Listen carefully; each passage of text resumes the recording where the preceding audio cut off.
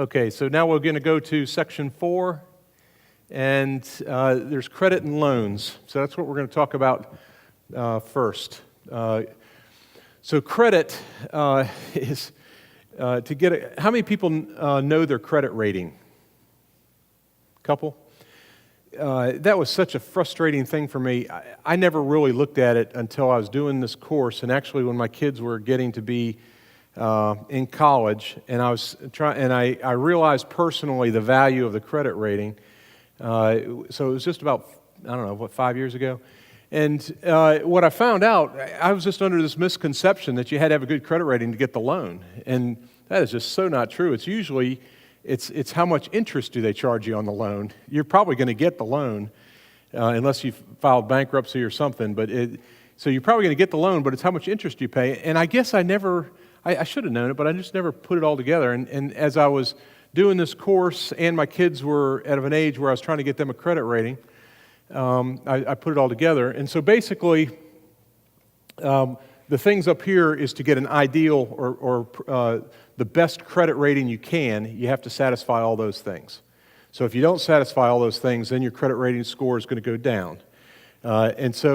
But what I realized is they're going to make me the loan. The issue is if I have bad credit, I have a condo in Clemson, and my loan for that condo in Clemson is about 4%. And for a business property, that's probably as best as you can get. And so I have a real good credit rating, but it's one of those things that I just thought people either got the loan or didn't. But what I found out is my neighbor, who doesn't have a good credit rating, this is a theoretical example, got the condo, and he's paying 8%. Okay, so he got in, but he's paying 8, and I'm paying 4. Okay, and the only difference is what our credit rating was of what kind of interest rate he pays versus I pay. But the difference between the interest rates of just 1% on a loan can be enormous. We're going to model some of that tonight so that you can see a difference. And when you see a difference, then if you're going to go buy a house or if you're going to go buy a car, you can model this your loan in advance to see if this bank's loan is better than this bank's loan, in terms of how much interest will you be paying. And sometimes they can get tricky, but then also with loan modeling, you can say, if I pay a little bit extra, how much sooner will this loan get paid off? Does that make sense? So when I say loan modeling, that's what I'm talking about. It's how quick can you pay it off? Which loan is better, this loan or that loan? Or if they're going to give you special terms to say, hey, we can cut your monthly payment from $500 to $300, that sounds good, but is that really good? When you model, you can quickly find that scenario up.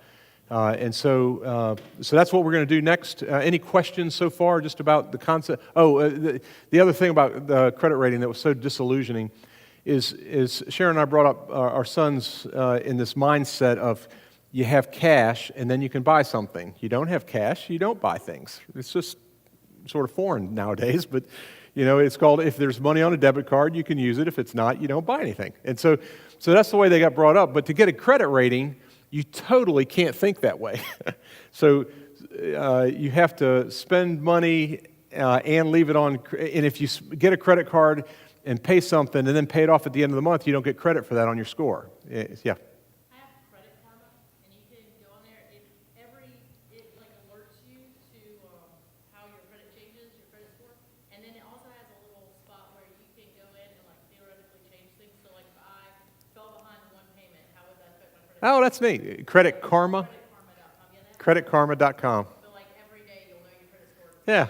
And so that's just an education. But my education is I had to do everything that I've taught my kids never to do in order to get them a good credit rating. So consequently what I did is I went out and got a power of attorney, which means I can sign their name, okay? And I didn't let them do any of this because I didn't want to teach them all these bad habits to get a good credit rating. And so then I just took out all these, I got credit cards and